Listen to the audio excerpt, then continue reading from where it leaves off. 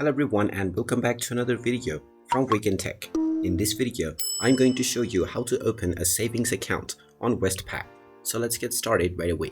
First of all, open up your web browser and then in the address bar type in westpac.com.au and press enter. You will now be taken into the official Westpac Bank website.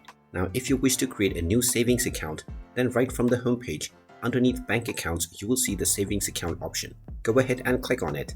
And now this will show you the various different savings account options that you have. Click on whichever option is suitable for you after reading the details, and then you can click on the Open Now button. Now first go through the summary and then choose the kind of account that you need. Then choose whether you are an existing Westpac customer or not. After choosing the appropriate option, click on the Yes Continue option alongside Ready to Get Started.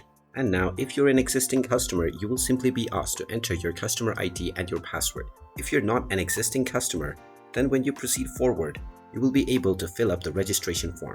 Choose your title followed by your first, your middle and your last name, and then choose whether this is your only legal name or not. You can then type in your email address followed by your phone number, and finally you can click on Send SMS Code option. You will then receive a one-time passcode within your phone, which you will need to enter within the next screen. Once you proceed forward with your one-time password, you will be able to fill up your further credentials in order to sign up and create your account. After selecting your username and your password, you can finally fill up the savings account form. And after you clear this form, your savings account will be created right away. And there you have it. That is how you can go about in order to create a new savings account on Westpac.